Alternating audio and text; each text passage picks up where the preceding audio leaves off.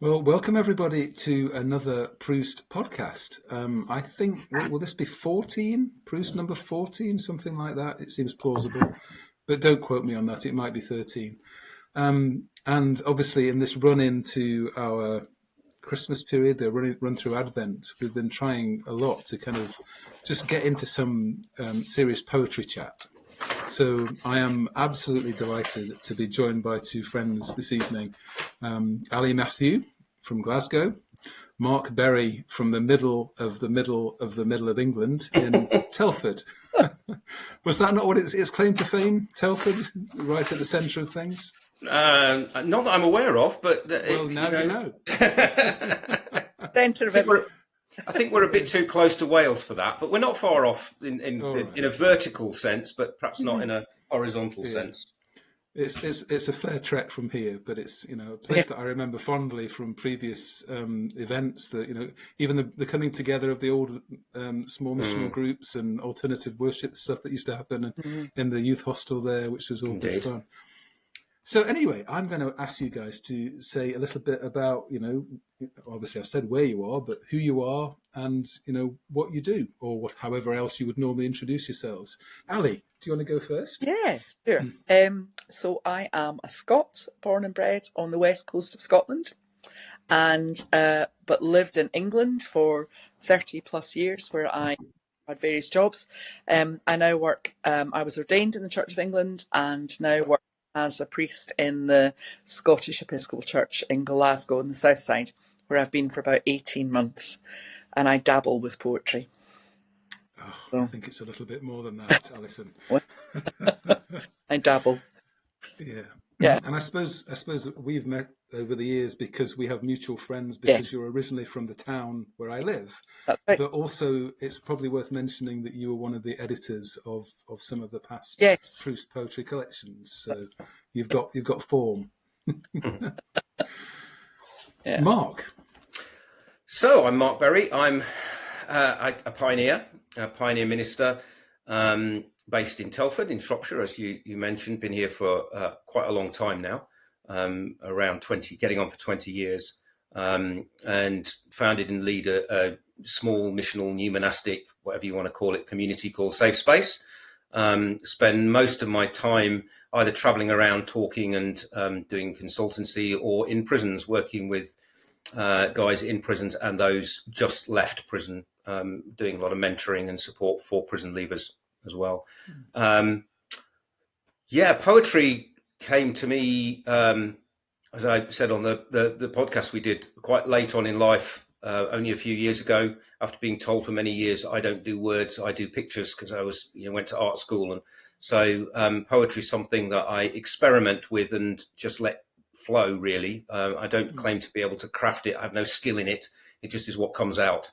It's just a way that I found to express myself. Been involved with Proost for a long time. I think we did back in, must have been about 2007, I think, 2006, 2007, we did a book of liturgy from our community called Navigatio, for Proust's first iteration, and did a few EPs with meditations and ambient music and stuff like that. So, yeah. I seem to remember trying to persuade you to come on one of our wilderness retreat trips because of the St. Brendan connection through Navigatio and things. One of the islands that we've used quite a lot has this kind of almost intact monastery that has potential links to Brendan. But then I think most of this stuff comes with a question mark anyway, doesn't it? But yeah. And you're also, your other art form, given that you're, as I said earlier, you're wearing guitars on your screen like ears, is music. So are you still playing a lot these days? Yeah. Are you still, Just started a new band a couple of weeks ago. So it's just the arts. It's just I don't claim to be any good at any of it, but I love to play with it all and see what it does and how I can express myself through it, however haphazardly or incompetently. For those of anybody that hasn't already, and why would they not have done, listen to an earlier Proost podcast that Mark did when we were just trying to dig into some of the theology around creativity and how that might become a means of encounter, and that might become a means of spiritual practice. Anyway, I won't try and rehash the conversation, because it's still one which I'm thinking about a lot. Just some of the stuff around that, how what we do is both influenced by, but also becomes a means of connection to the divine. There's all sorts of strands and connections there, which are obviously really important to anything that Proost, and actually myself personally, might be aiming towards. So, right then, well, I don't think I'm going to introduce myself, because I'm sure I've done it several times. But I think we should just do some poetry now, rather than chatting anymore. And I think I am going to point the pen at you, Mark. Oh, okay. So you get to go. You get to go first. Well, okay. Well, I mean, I've got a load of stuff. Do you want an Advent one? Shall we start with an Advent one? I think you start wherever you like. Okay.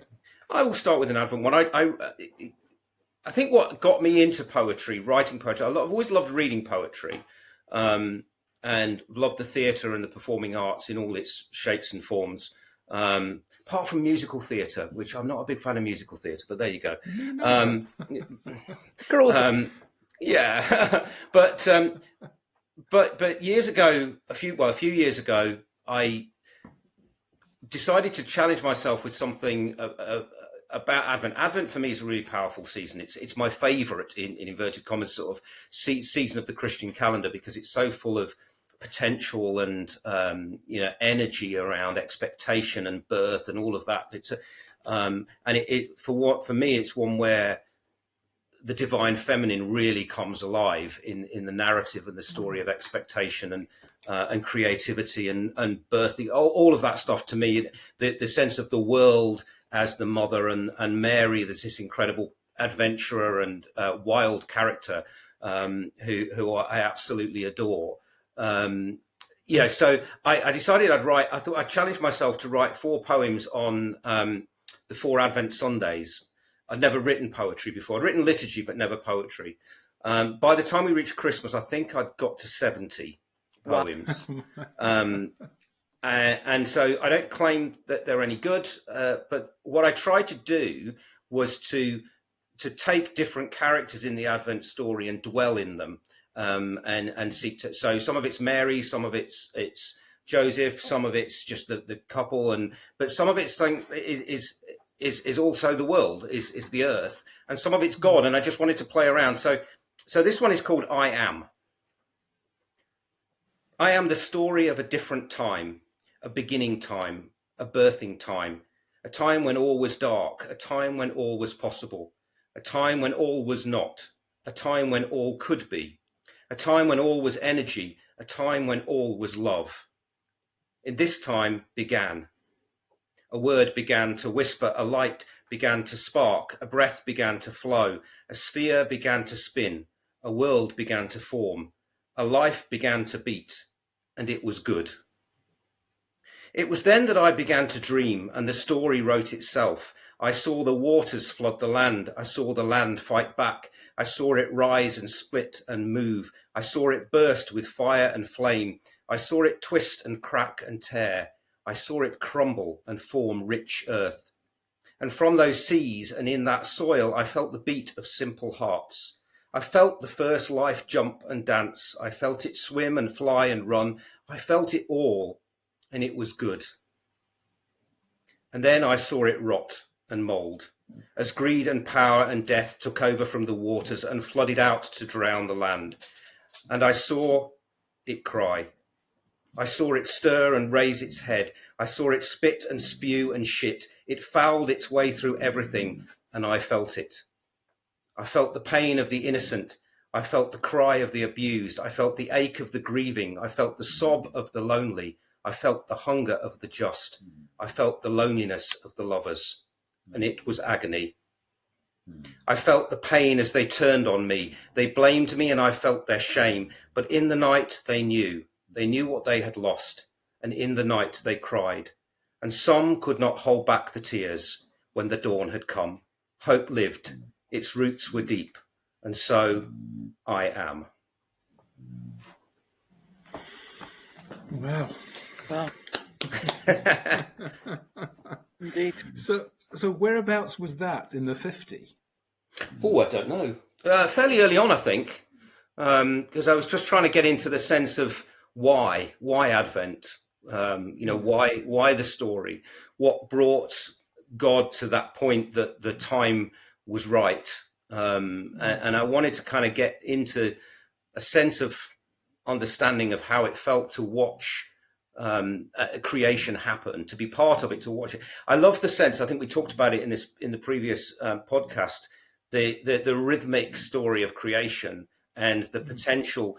God looking at it, creating something, and saying, and then God looked at it and saw it was good. And I love the potential in there that it might not have been. That God could have looked to it and gone, actually, do you know what? That's not so great. I'll start that one again. Or, and there's just that all in that moment, this possibility. And God looked at it and saw it. So I kind of wanted to sort of push that and go, and God looked at it and saw that it was good. And then God looked at what was happening and, hold on a minute. It's not so good. What's going on? And what brought God to that point that God said, now is the time to step in. Now is the time to intervene. And in a way, for me, it was the sense of whether one or two people, was there a remnant that were yearning, and was the time right? Because some people had seen everything that had gone, the prophets had gone, the temple system was corrupt, and were there just a few people, and did God act just because one or two people said there is hope, there still is hope, and there's still potential? I don't know. That's kind of what I wanted to play with, really, and the innocence in all of that. Simeon and Anna.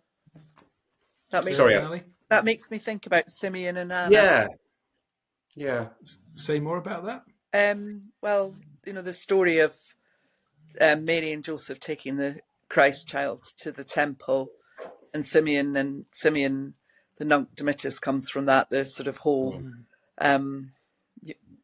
my servant can go in peace now because you've seen the Christ child. And Anna, who'd been a widow for decades, who'd spent her time praying in the temple, and Simeon had been waiting to see Jesus, and then he was satisfied he could go now. Yeah. So it's like he'd been holding out. They'd been holding out for something, and they recognised that something when they saw it, and that small baby. Yeah. So they'd waited a long time. And I love the way, Mark, your poem echoes the Genesis, the poetry of the Genesis creation. I really like that. Thank you. And it's interesting because when you were talking about the bit about the not good, I've just finished listening to The Magician's Nephew again that whole creation story at the beginning, where Jadis, the queen, ends up in Narnia. I don't know if you remember the story. And right at the start of creation, there's something in there that's not good. Right at the very, I don't know why, but I just thought, there is that, as Aslan was singing creation into being, and yet even then, when there was nothing there was something in there, that something arrived that had the potential not to be so good. I don't know why it reminded me of that, but it did. Yeah, it's interesting that juxtaposition of Genesis and Advent makes so much more sense to me now than it used to. I think I think it's the old discussion about whether we see a linear ascent towards the point of Jesus saving the world, or whether we see a process by which the Christ, is the old universal Christ from Richard Rohr, etc., was always there. He is the essence of all things that exist, and therefore, for what we're having is another attempt for the divine to make itself known, for us to recognise what was always there, and that same life force, that same divine being that you're describing at the very beginning, is constantly looking for ways in, but into us, not into nature. He's already here, all grounded in that. I'm also, you mentioned this journey from writing liturgy to writing poetry. how is what you read different? Because I absolutely think it is, but how do you chart the difference between the two? Well, that's a really good question. I guess my instinctive reaction or instant response to that is it's about the place of participation. So there's something for me in poesis, as we talked about the place of the poet and the prophet, and poetry is something which I think I haven't really thought about this, but it's something which channels through us and speaks truth and speaks meaning, whatever that is, and it brings meaning into being. This is the poesis stuff. I think then that gets passed on, and art gets passed on, and it becomes reinterpreted by the individual as they engage with it. Liturgy for me is something which is more participatory. So when I write liturgy, I'm creating space for presence and engagement in that liturgy. So there's a reflective, reactive, responsive narrative going on within liturgy. So somehow within liturgy, there's always the potential for it to shift and change. I mean, we played with this at Greenbelt, you remember, Chris, when we did the fridge magnet liturgy. Yes. When it was like, well, we want liturgy to be created and then used raw as it's been created and woven into what's going on. So for me, liturgy has to have that space of participation. It's something about the spiritual work of the people, so there's a different mindset, I think, in writing it. With poetry and with the form of arts, it's like we create and we release and we let go, and the listener, the observer, engages with it where they are in their space and their time. Whereas with liturgy, we engage with it together as a community, as a whole. That's interesting. I like that distinction. I'm also, though, thinking of I can't remember where I first heard it. This idea of talismanic poems that just they capture something of the zeitgeist, and allow collective numbers of people, not just on an individual. Well, it might be they're reading it on their own, but somehow they have a live collective. Which I think that's good. Yeah, and I wonder if actually whether in some senses they could be regarded as liturgy too. I'm sure there's a fuzziness to the edge between them, as there is with most things. It's poetry. Isn't it? Not by definition fuzzy. That's not pin downable, is it? No. Yeah. That's a great start. Anyway, thank you so much for that poem. By the way, I hope that we will make these poems available. People will be able to read them as well as digest them through their ears. So we'll hopefully post them in the show notes and other places afterwards. But Ali, it's got to be your turn now. Hey, actually, it's really interesting that you talked about poetry, a communal experience of poetry, speaking into a particular context, into the zeitgeist of the moment, because one of the poems I've picked is a Derek Mahon poem, which for me was particularly important during the whole COVID lockdown for lots of different reasons. It was I played it on repeat a lot because it was interesting. It was, but I think it was a poem that Andrew Scott, the actor, did a reading of it. I don't know if you know of that, Chris. I do. Yes. Yeah, and I don't know if you've seen it, Mark. But it was downloaded. I mean, I think it was watched so many times in lockdown. And when I was thinking today about what to read, it came to mind. And it's just really interesting because I think because I'm sure I'm not the only person who found that piece something to hold on to in the middle of what was a slightly, well, that's an understatement, a totally crazy time. And so I'd like to read that. I mean, I don't think I can do even the remote justice in comparison to Andrew Scott, who, if you want to go and watch a master read this poem, look up Andrew Scott reading everything. No, don't do that. Just listen to Ali. That's what we need you to do. But Andrew Scott reads it so much better. Anyway, I'm going to read it. So On you go. okay, On you go. It's called "Everything Is Going to Be All Right" by Derek Mahon. How should I not be glad to contemplate the clouds clearing beyond the dormer window, and a high tide reflected on the ceiling? There will be dying, but there is no need to go into that. The poems flow from the hand unbidden, and the hidden source is the watchful heart.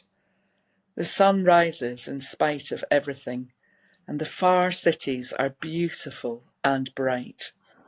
I lie here in a riot of sunlight, watching the day break and the clouds flying. Everything is going to be all right.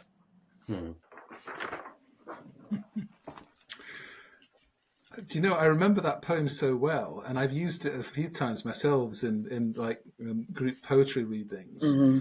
And the first time I read it, I researched, what I could about where it came from, and got a story. And the second time, I thought I better just make sure I've got that right, and discovered that I was totally wrong in it. And I was even talking about the wrong poet.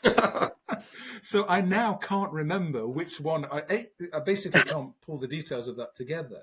But I'm sure there's something there about an experience of illness, and because it was written quite a long time ago. It was the 70s or the 80s or something. I'm not sure. So long before the pandemic. Yeah. It's an incredibly. For me, it's an incredibly powerful piece. Where does its power come from then? I think it's just incredibly hope-filled, and and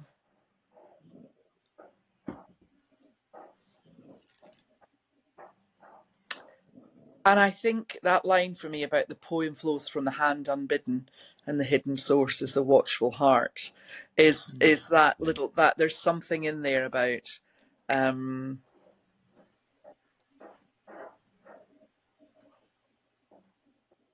hope that will come no matter what. It's kind of, and words that will speak into no matter what. And the whole beauty of the world. There will be dying, but we don't need to go into that. It's everything will be all right. It's the interior exterior as well, isn't it? It's the kind of bedroom ceiling. Yes, almost. and you can picture it, can't you? I lie here in a riot of sunlight, and far off cities are beautiful and bright. I mean, his use of alliteration is stunning. It's the sound of the poem, and of course, Andrew Scott reads it in an Irish accent, so that really helps. But it's it is because Derek Mahon was Irish poet. Yeah, is Irish. I'm not sure he's still with us. Is he still alive? I'm not sure because I've already blotted my copybook twice at least. I'm not going to say anything because I really don't know. So, but yes, we could Google him, of course. But where's the fun in that? Yeah. I know. So I don't know. It's just, and I think, and there was just for me, there's something, that end of that conversation that we had about something being communal liturgy. Actually, I think, I mean, I would go so far as to say there were days when that poem saved my sanity. And I'm not exaggerating when I'm saying that, but I think that wasn't just my experience. I think there were a lot of people for whom things like that. I'm off again. Sorry, the phone in a really precarious place. Stay. But yeah, you're aware that you're connecting into something that's much bigger than whatever you yourself are dealing with. It's way bigger than that. And I'd be really curious to know how many people listened to that. That it would be interesting to find out. I just as a kind of random bit of knowledge to find out. Yeah, I mean, the other thing, which I'm surprised that two liturgical people such as yourselves haven't already mentioned, is the last line has a resonance with a certain, rather popular medieval anchorite, does it not? Indeed, that came to my mind. That was yeah, all shall be well and all things shall be well. Yes, thanks, Indeed, Julian. yeah. But Julia. it's Yeah. the other obvious link there, though, is that she was writing in the wake of a different pandemic. Mm. Yeah. Yes. So, you think about how she had to find a way of making sense of a God who wasn't judgmental and hard, and that the disaster didn't mean that somehow we're all doomed. Yeah. And she spanned two very bloody periods, the Hundred Years' War and into the War of the Roses. And yeah, Yeah. I mean, she came up, actually, there was one of these social media memes when people were putting, who's your favorite medieval philosopher? And people were putting all sorts of, and nobody was suggesting anyone female. And for me, it's my favorite by far medieval philosopher is Julian. So yeah, it's Well, there's two things to that. Firstly, I'm just reading the novel that was written about her life, based on an imagined version of her life. When I say just reading, I've got about 5 books on the go, and that's one of them, and I'm roughly a third of the way through. And the second thing is your social media feed is rather more highbrow than mine.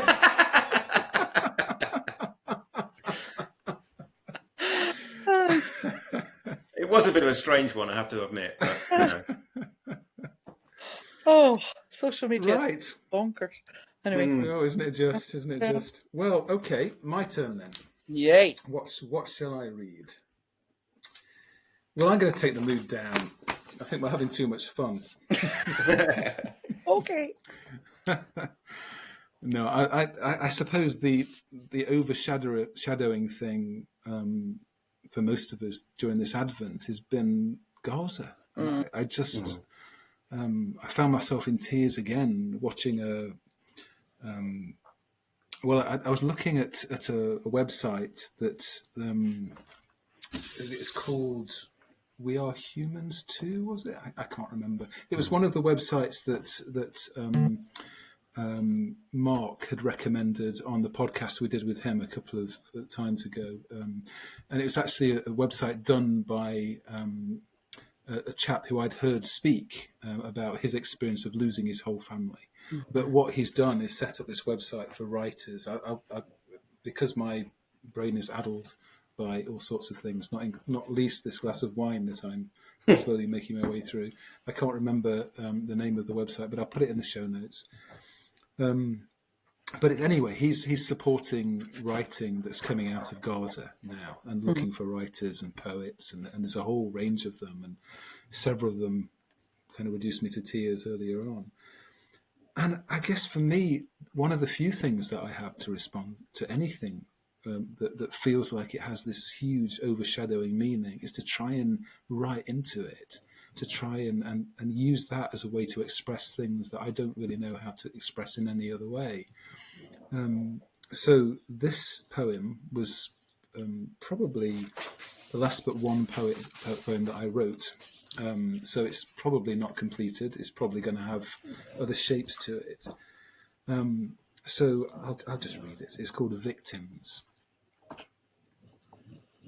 My victims are more victimized than yours, she said, pointing to the blown-out bus and the young bodies under blankets swimming in pools of broken glass.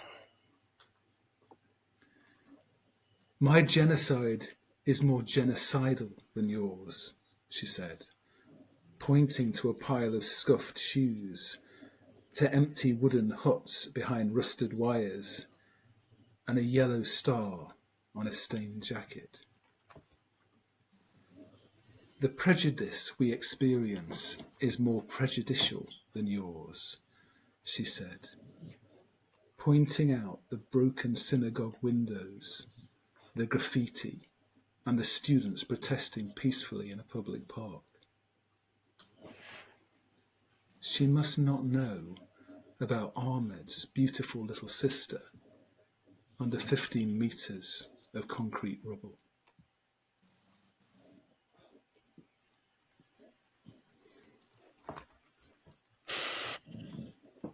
Gosh. Yeah, I told you I was going to take you down, but I guess that is the reality that we're seeing happen on our social media feeds, as well as all the cat videos, and in Mark's case, the theological questions. Oh, there's somebody's beeping. No, Don't know where that came from. oh well, we'll just let it lie.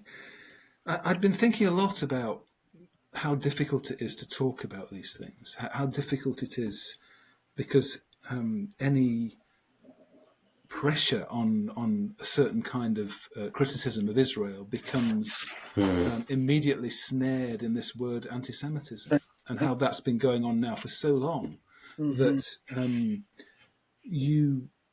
there are big words, which again we talked about in that last podcast, that like genocide and apartheid, which I thought were fairly easy. It was possible to use those words and have a conversation with it. But there are clearly lots of other people that don't agree with me, that feel those words themselves are an assault on a people who have known so much hardship and difficulty and all those things. So that was my attempt, just to kind of, how do you deal with any of that apart from to try and focus on human beings? Yeah. And individual human beings, particularly the children who have been in that situation. It's just so difficult. So, And it's like the meaning is, the meaning of these words is so contested now, isn't it? I mean, even yeah, and actually, it becomes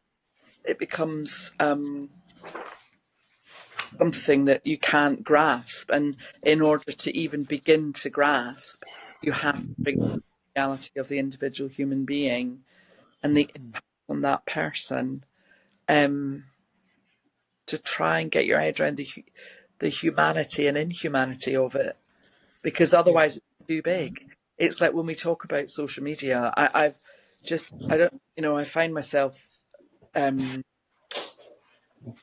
recently even more so reflecting on the lady, I can't remember her name, but she wrote The Hunger Games. Remember her name, but and the reason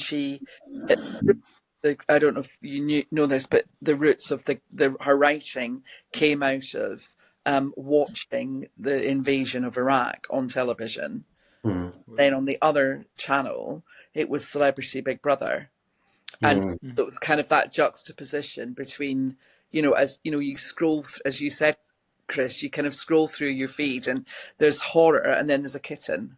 And it's just it's just so flipping jarring. It's like it's hard to kind of handle. And the only way is to bring it down to is it Ahmed's beautiful sister under 15 meters of rubble, and that is such a stark thing that it shocks you into the individual human impact of this, and then sorry, go on. No, I'm just thinking, and then I found myself left with a sense of helplessness and inability to think, what do I do? Yeah.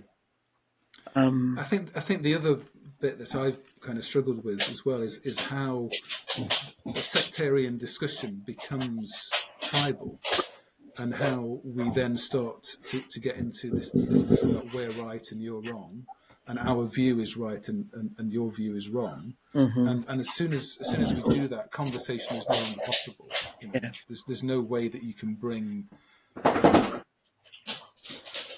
any kind of conversation possible. It's not possible. And I don't know how we do that. I don't know how I feel I kind of want to throw my hands up and say something. I don't know how to do that. I want to do it, but I don't know how to do it. It's difficult. Yeah. Mark, you've been out there, haven't you? I have, yeah. Yeah, it was a very disturbing and wonderful experience, if I'm honest. I spent some time, this was a few years ago now, I didn't get to Gaza, but this was on the West Bank, and spent quite a bit of time with Palestinian Christians in Bet Sahur and Bethlehem.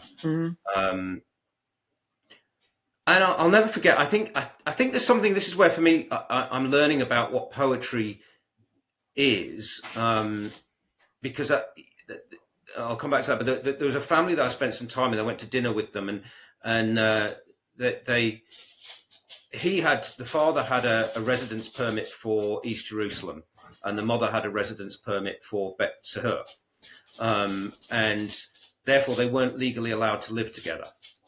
But of course they did live together, but because of and if I remember this correctly, because the things passed down through the mail, the authorities of the mail in terms of government and so on, the two children had no ID because they didn't have a place of residence. They should have been living with the dad in East Jerusalem, but they didn't want to live there. Grandfather happened to be the principal of a school, so he allowed the kids. He let the kids into the school, but they introduced their 16-year-old daughter to me as. This is our daughter, she doesn't exist. And it was like, what do you mean? He said, well, up to 16, she was able to go to school, but now she's 16, she can't go to college because she doesn't have an ID card. She can't get an ID card because she shouldn't be living here.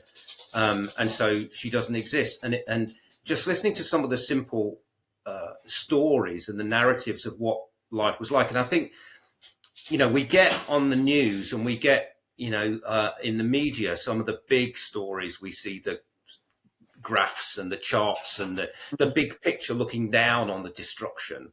But, I think back to one of the immigrant crises where we were talking about all the numbers of people on boats, and then there was footage of the one little boy whose name I can't remember, I'm sorry, on the beach. No, I remember that, being picked up by the policeman. Yeah, and that it's sometimes that human, that simple little narrative that makes the connection. And for me, there's something about the poet that's the prophetic element, the foretelling through the simple story that actually touches the hearts. Because the big headlines and the graphs and the bar charts and the reporters, standing there with these incredible views behind them and stuff going on in the background, it all washes over us because it's too big a scale for us to cope with. It's not human. It's and yet then a simple human narrative, the beautiful sister under that connects because it's a human thing. And I think there's something about how we tell the individual story. And the thing when I traveled a lot with CMS was always little simple human stories that became powerful to me and changed me. I going away from Gaza and Palestine, I was in Rio, and we were in the City of God, one of the most dangerous places on earth to live. And there was a girl came to talk to us, and she'd obviously just had a baby, or was just about to have a baby. She, you could see that, and she'd got a football shirt on, tied up underneath her chest, and and she was covered in homemade tattoos and got no teeth and so on. And she chatted to me in Portuguese, which I didn't understand a word. And then she spoke to the priest who I was with from the church, and then she disappeared off. And then as we were walking, we said to him, well, where are we going next? He said, oh, well, we're going to go and see a baby. So, okay. So we headed off deep into the middle of the favela, and there were guys with guns around us and all sorts of stuff going on. And then just as I was getting a bit nervous about where we were going, out from this little stucco doorway came this girl with a baby, and the baby was 5 days old. She'd stopped using crack cocaine the day the baby was born. And it was like, well, what does she want from us? And the answer came, she just wants us to bless the baby. And she told us the name of the baby, and it was Tiago Gabriel, James Gabriel. And we stood around and we prayed a blessing of the baby, and then we left. And that little story, those human connections are so powerful because we're humans and we understand those in a way, those narratives, because they touch our sense of who we are and what it is to be human, and what it is to connect with other human beings. When when we stop them being a news story on the TV with statistics and graphics and infographics and actually it becomes about a single soul and what's happening. And I think there's something in this is the call, the vocation of sometimes of the poet and the prophet is to tell the story, to tell the narratives that speak of the humanness of these things, whether it's happy stories or sad stories or justice, whatever it is. But we connect. We don't speak in infographics and headlines. We speak in truths of human experience. Yeah. Yes, we do. Beautifully put. Beautifully put. Yeah, we really do. And I think you need to now read us another poem, Mark. Well, do you know what? I want to. This is a little poem that came about through an encounter that I had with a child, but the child wasn't a physical child. I was with a dear friend of mine who had a very traumatic childhood, and as we were sitting and talking and meditating and praying, suddenly this child introduced herself to me. And I ended up having a conversation with this child that was my friend when she was a child. And this is called And Then You Smiled. I saw your cheeks break and crease, your eyes flash wide as the light bounced in. A tide of colour softly flowed over your skin, and there you were. Some didn't see it, they weren't looking, but I was, and I saw. I saw the joy split the shell of all that stress, and there she was, the child. Peeking out and looking straight at me, she came to play, to sing, to spin. She came to shake off the struggle, to dance, and there you were in the moment, freed. The strength it took even to be there, to make that choice and stand, and then to let the smile live, to give it breath and heat, to give it space, to give it you. And then I saw it fly. It touched me. It broke me, and I smiled too. Wow. Beautiful. That is beautiful. Yeah, I mean, my previous working life is, or was, within mental health services. I was a therapist and other things that, will draw a veil over. But I still remember those moments that you've just captured so beautifully there, where you're not talking about what you're talking about anymore. You're talking about something much deeper. You've got through into the things that matter. Yeah. And it's interesting that same feeling that I remember of that I felt in the pit of my stomach. I feel that same feeling when a poem gets through to the things that matter as well. I feel it in the same part of my body, and I kind of see those things now as the sacred. As far as I'm able to define what I mean by the sacred, it's about deep connection.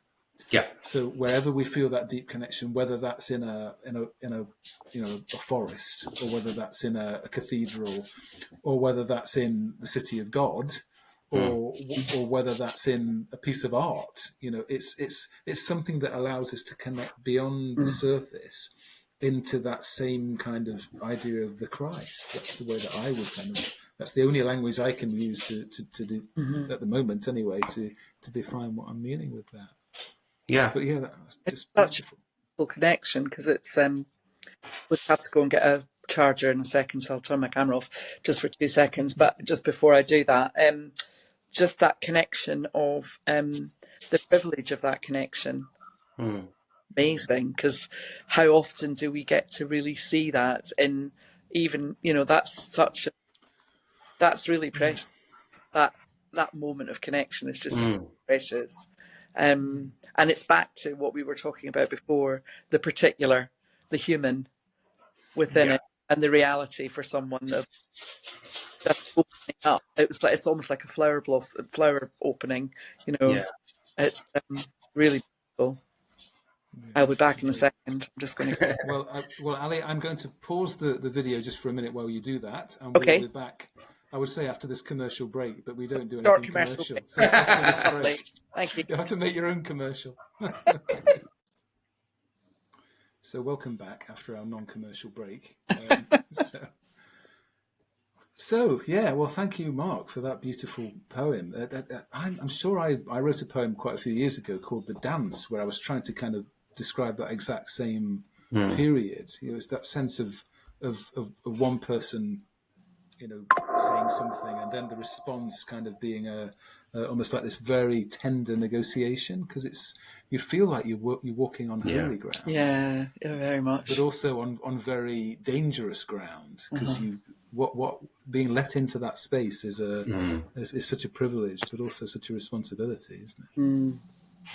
I think it's true. You use the word sacred. I talk about sacramental. I think it's a sacramental moment, because I think it's a moment when the grace of God is imminent. It's present, and it's tangible in those moments. We talk about grace in often a theological framework, but there's something about those moments where there's a divine, I don't want to use the word spark, but there's a divine connection where God is revealed in the interaction of two humans, and the grace that bounces between them. And I love those moments. They happen all the time if we only notice them, and if we only have our eyes open. And I feel them in the prison when you sit down with a guy, and like I've got a guy that I'm working with at the moment who's got all sorts of neurodiverse issues. I'm working on parenting with him, and you just have these moments where you see the light come on in his eyes, and you just you feel the presence of God tangible in that, even if you're not having a conversation about it. It's not an evangelistic it's just the presence of God is there in the middle of that moment. And there've been so many times I've experienced that over the years. And that to me is where I become aware of God, and I learn from God, and I'm blessed in that moment. So for me, that's a sacramental thing. So it's where mission, which for me is about the touching of humanity to humanity, where it becomes sacramental, because it's where God becomes evident and imminent in the moment. Yeah.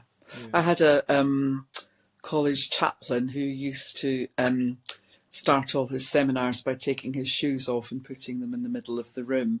And I always was very moved by that. And because, it was just that acknowledgement that our conversation was on holy ground, and there is something very powerful about that. It's the imminence of the sacred is absolutely there in times like that. Yeah. Okay, well, Ali, take us to some more holy ground.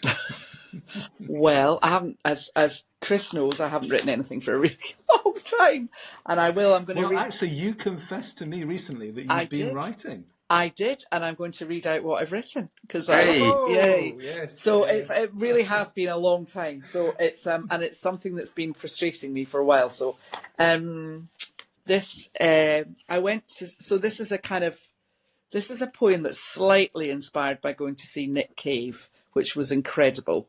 But also it's an Advent. It's an Advent.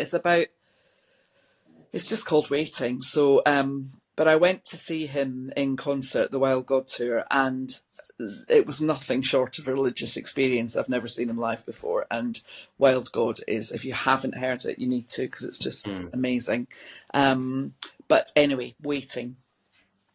Where to begin? We begin perhaps in restlessness, eager to see the dawn before the dark, filling the space with lists, empty thoughts, fears, anxieties, questions, and the like. But in that quiet moment, late, when the dark sky arcs over my little patch of green, I see you, way up there, all of you, bright and unrelenting, and I remember. There we are. Ali, I love it sometimes to hear a poem again, and I think that one is one from the discussions where I need to hear it twice. So would you read it again? Yeah. Yes, of course. Yeah. Waiting. Where to begin? We begin perhaps in restlessness, eager to see the dawn before the dark, filling the space with lists, empty thoughts, fears, anxieties, questions, and the like. But in that quiet moment, late, when the dark sky arcs over my little patch of green, I see you, way up there, all of you, bright and unrelenting, and I remember. Yeah, you waited too long to start writing the Oh, bless you, Chris. You're being very kind. Well, it was the part of the impetus to write that literally was. I mean, have you listened to Wild God? Either of you? A while ago, not recently. Yeah. But I will confess to you about my relationship with Nick Cave shortly. But okay. on you go, anyway. So Nick Cave is somebody that I've dipped in and out of over the years, and I've moved back up to Glasgow, and I'm living here on my own. And he came up. This concert was on, and I thought, do you know, I'd love to see him live. And I'd read something written about his new album, Wild Gods, and I thought, that sounds a bit intriguing. So I just bought myself a ticket and took myself off. Boy, am I glad I went. I nearly didn't go because I'd had a really busy day and I was knackered. But I was so glad. Yeah. Wow. Yeah. I wept it was wept, laughed. It was just amazing. But his song, he's written a song called Joy, and in it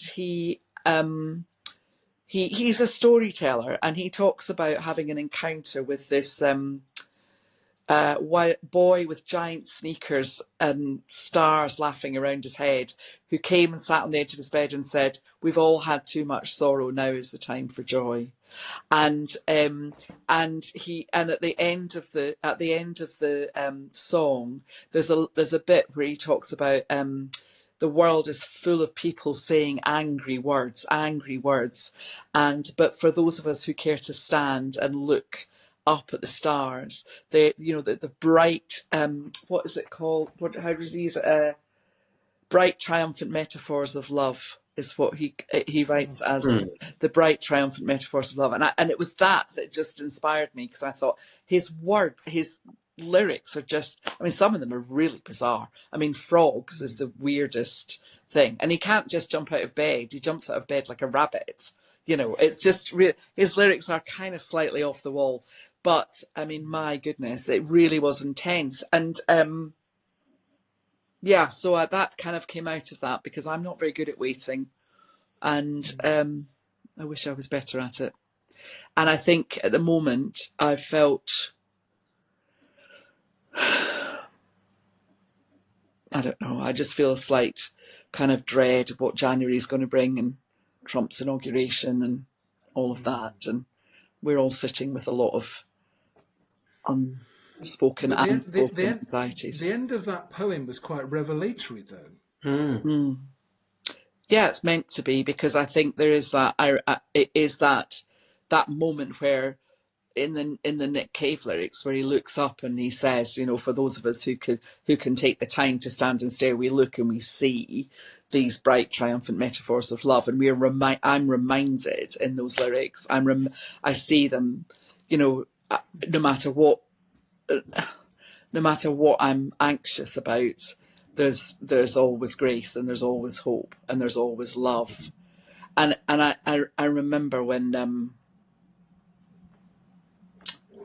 I did an all-nighter for the American election, which didn't turn into an all-nighter, with a friend, and we went to bed in the wee small hours, and waking up at 7 and hearing the news, and just the disbelief of what had happened. And I was exhausted the next day, and I was wandering around and kind of like, and I do a really tiny volunteer thing in Glasgow once a week for 2 hours, and I wasn't going to go. And I actually decided, because I was so knackered, and I thought, no, I've got to go, because that's my protest. That tiny, silly little thing is my protest. And that's what, I get. Because I can't do anything else. You know. So, sorry, I've rabbited on. No, you have not rabbited on at all. Talking about Nick Cave's rabbits. Well, I listened quite a lot to Nick Cave's Ghost Teen album. Oh, which yes. is the one which is the one where he was basically dealing with the Death grief of his son. of the death of his son. And so that little boy with trainers on the edge of the bed. I also read his book. I've just bought it, Faith, Hope and Carnage. Yes. Yeah. Yeah. I find him absolutely fascinating figure who has that prophetic kind of quality. I find his music both inspiring and repelling in equal measures. Though, if I'm honest, there's something about his voice which annoys me. Maybe not annoys me, but I feel there's a certain posturing quality to some of it as well, which is both, attractive but also repelling. But I don't mind any of that. I think if you're going to make art, if you can do that with confidence and swagger and intelligence and soul searchingness of what he can do, then power to him. Yeah, I mean, there's no doubt about it. He's a massive performer. That's his performer.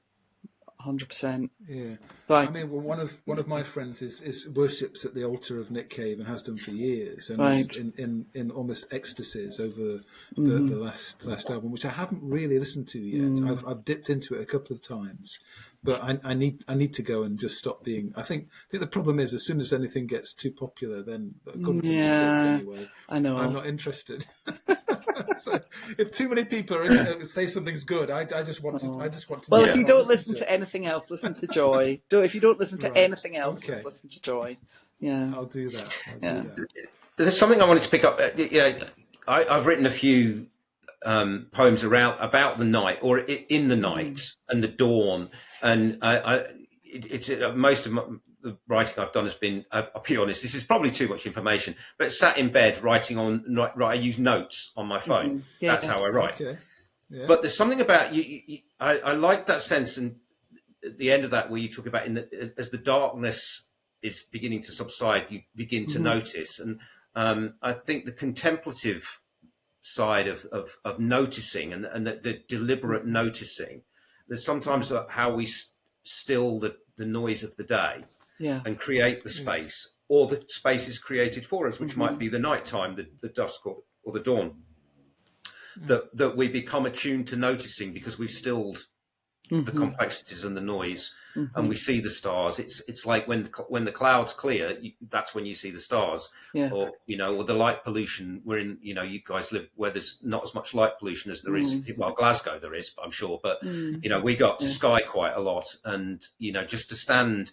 And stare at the sky and notice things that you couldn't see because of the noise of humanity and the noise of life.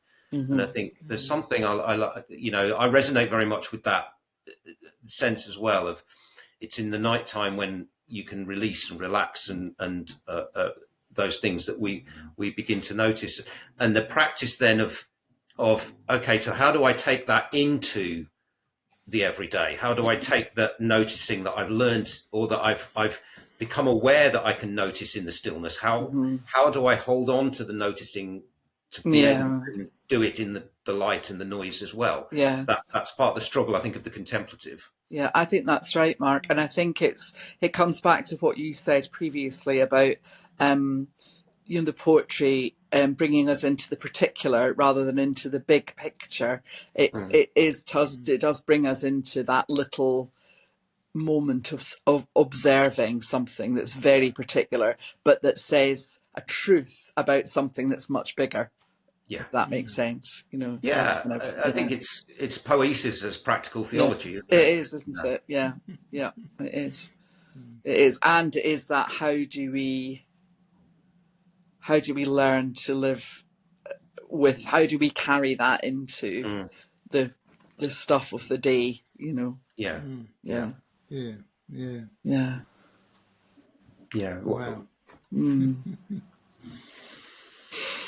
Okay, well, go on, Chris. I'll read a poem as well then. Hopefully this one's a little bit less miserable than the one that went before it. I've just been since the first Trump election. I've been on, I suppose we've all been on a journey, haven't we? But my particular poetic journey was, I spent a long time writing protest poems. Almost like I took a deliberate decision around then to join the resistance. I was going to push back in any way that I could. And pretty much because I'm an armchair warrior, like many of us are, that was about writing and seeking to tell a different kind of story. And so, yeah, I spent years writing those kinds of poems, and some of them are still. I'm not saying I wouldn't still do that, but I realized eventually that it was a kind of sickness that you just kind of constantly going back to a certain kind of well of negativity and hopelessness. Not hopelessness necessarily, but anger and finger pointing, and it has the danger and the seductive sort of addiction of constantly placing myself as the poet in a position of being right, and other people, that aren't seeing the world in the way that I do as being wrong. And perhaps in some senses that's true. Maybe there is some moral absolutes in there that's there's plenty of things that I do wrong, of course, but I don't I don't have the power that Trump has or that Johnson had at the time to make quite so much of a mess. So anyway, I got to the point where I just couldn't do that anymore. I had to find another way to see the world, and the pandemic was the turning point for me. I was suddenly seeing, that things can just stop overnight. Things can just, what we were doing and what we regarded as normal can just stop. And if that is the case, then almost anything is possible. Anything can change and stop. Of course, we had that stop we had the lockdowns when, we were walking the woods, and up here we were anyway. And we were suddenly noticing nature. We were talking to people on the street from across the street that we, were our neighbours that we hadn't seen before. And all of those things that started to kind of open up this different kind of world.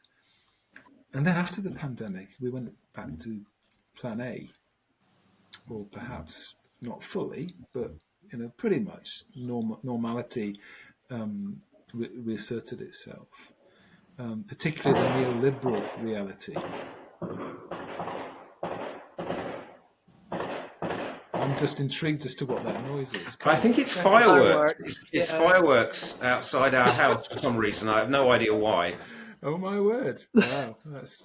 I thought you both looked very calm about it.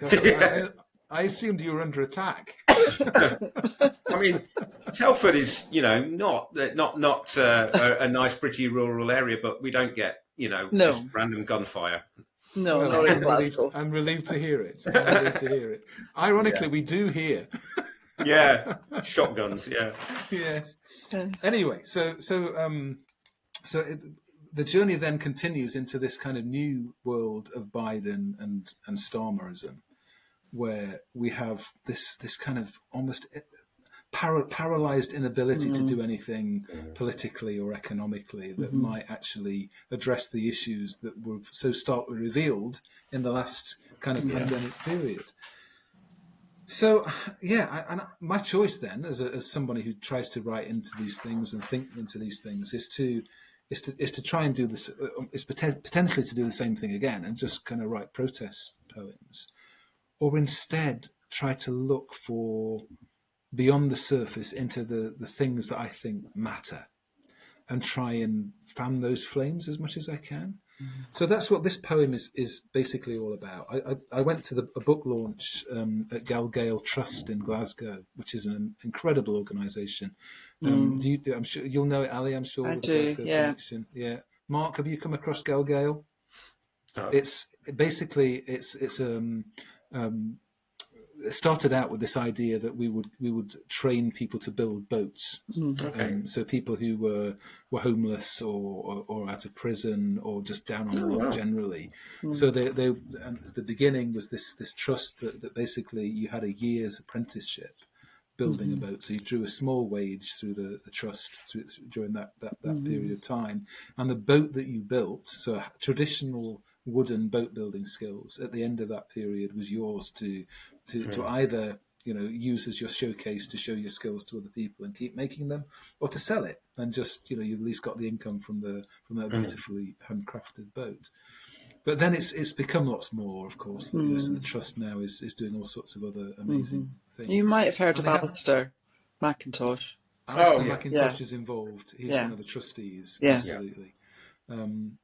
So yeah, the book launch was of a book written by one of the guys that, again, of course, the names have gone out of my head. One of the guys that was involved in the Dark Mountain project, which was an attempt to use art to kind of shine evidence and interest around the climate change emergency and all the things that were around that. But then they quickly realised that they were telling the same story year on year out, and it's almost like nobody was listening anymore. All you were doing is constantly going back to that same place of doom and destruction, and trying to tell that same story in a way that would make anybody listening was almost next to impossible, because everything had become so nuanced and so kind of divided in that social media way that we were talking about earlier. So anyway, his book was trying to say, well, okay, how do we live well? And it's called "At Work Amongst the Ruins," the book, and then hopefully the guy that wrote it will come to me shortly. The name of him, and that was hugely kind of influential for me in my thinking. I went with my son, my daughter's partner, who was going through a really hard time because he'd been an oceanographer watching the ice disappear in the Arctic, and just feeling traumatized and split by that. So it was quite a significant night for him for similar reasons. So I've spoken too long already, so I'll read the poem, and hopefully it will be a little bit clearer. Given what we know and what we fear about the trouble we're in, we will bounce babies on our knees. We'll run our fingers through loose earth, and we will love one another. Given what we know and what we fear about the state of the world, we will feed strangers. We will dance to the skirl of fiddles, and we will pray. Given what we know and what we fear about just how much is broken, we will embrace. We will light a candle in the empty church, and we will plant trees.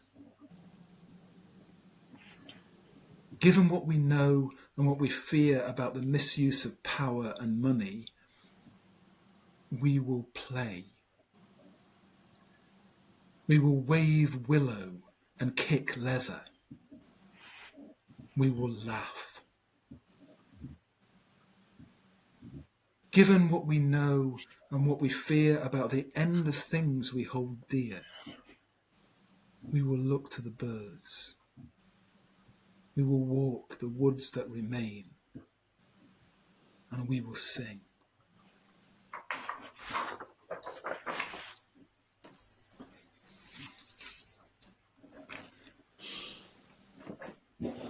I love that, Chris. That's brilliant. Beautiful. Really powerful. Is it Fiddling While Rome Burns? No. No. It's not. Not at all. It's why I went to my little voluntary thing on the Wednesday night after he got after Trump was elected again. It's that. It's like, that's what we've got to do. We've got to keep doing that. The small little ordinary stuff. Yeah. But it's stuff that's hopeful. There's little things that are hopeful, and we will laugh and we will play. Yeah. And that's how can I put, that's revolutionary. Yeah. It's not through politics, it's not through institutions and powerful, it's through the ordinary deciding, no, in the face of all this we will laugh and we will sing and we will play. Absolutely. That's real resistance. That's what you're going back to Palestine. That's the resistance on the West Bank on the whole. People going, despite everything we experience, we will live, and we will laugh, and we will play, and we will sing, and we will dance, and we will eat. It's like the difference between joy and mere happiness. Yeah. Yes, that's a really good comparison.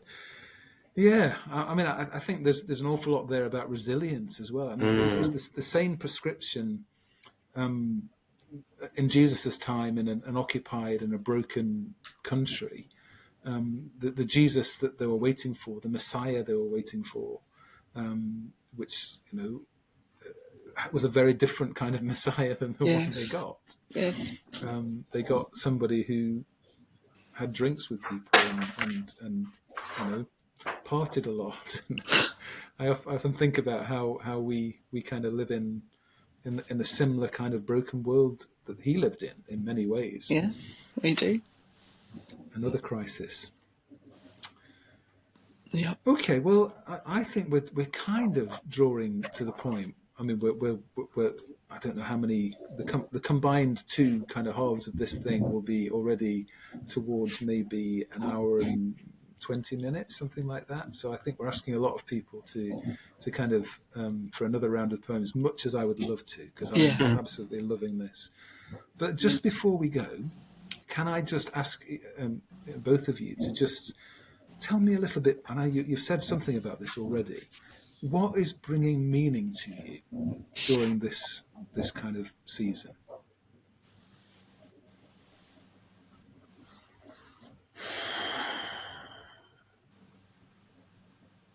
Go on, Ali. I'll go if you like, but I didn't want to jump in. I mean, I think it's what Chris has just read, actually, to be honest. So my current context, I'm priest in a really small church, and my Sunday congregation is tiny, but they're really up for giving things a go. And we've started things like a community choir, which has taken off. And the joy that I mean, there's a lady that comes to that who just she radiates joy when she walks into the room and tells me how this is the best hour of her week and what, and that gives me a lot of meaning to life. It really does, because just think, well, this is good, It's a space where people can laugh and just be and feel better about themselves. And and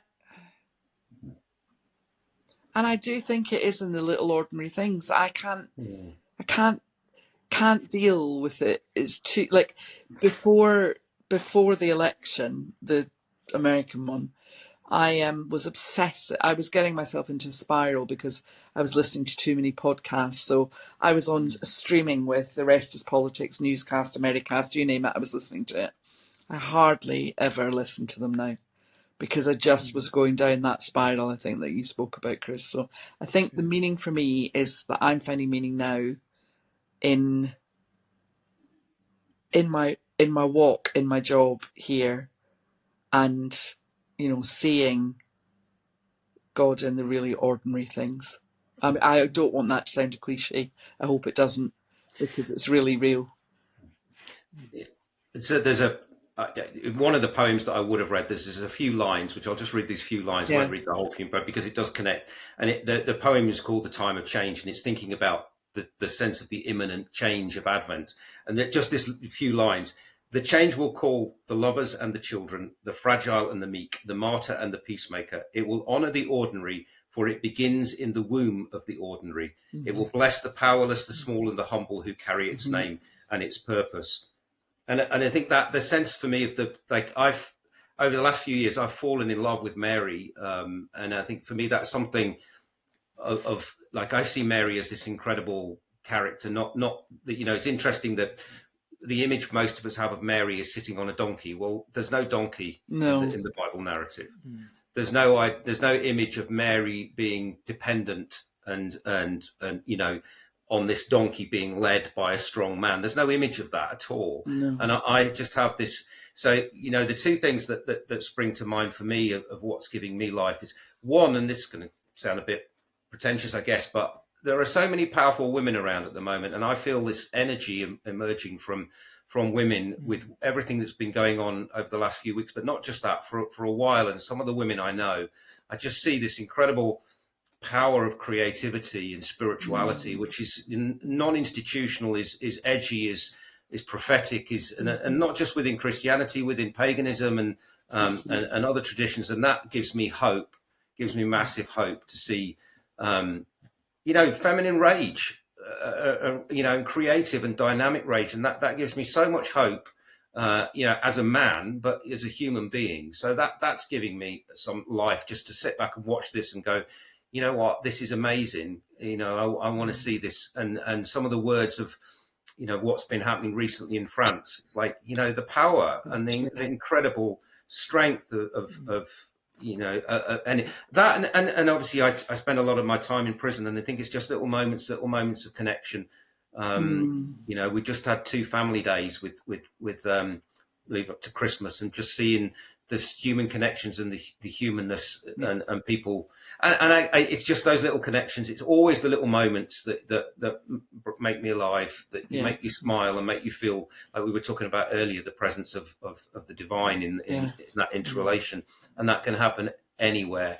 It can happen sat in a cell on a prison wing, or it can happen, you know, in a park, or, you know, in a cafe. It doesn't matter where it is, because that's the immanence of the divine is all around us. And so for me, it is just the simple noticing and of those human touches, and God in those human moments. Yeah. The bright, triumphant metaphors of love. Yeah. Yeah. To quote Nick Ali's Cave. quoting of Nick Cave. Yes. Yes. Yeah. Wow. Yeah. That's beautiful, both of you. I've so much enjoyed this chat. Yeah, it's been really good to get together. Thank you for pulling it together, Chris. We've dipped into the sacred, so that's you know, anything else is a bonus. But that's just so lovely. So thank you so much. And I'm just thinking about straight away the psalm. You guys will know what it is. The not a proud eye, not a proud heart, no concern for things too great for me. You have stilled my soul like a well-fed child. Yeah. So, beautiful. and that's what this poetry has done for me this evening. So, thank you. Thank you. Amen. Thank you. Happy Christmas to both of you. Yes, and to you. Now I think we're allowed to say that, aren't we? Yes, yes, we are getting there. Right. Okay. All right. Good to meet you, Mark. And you, Ali. All the best. Cheers. All right. See you soon. Cheers. Bye. Bye-bye. Right.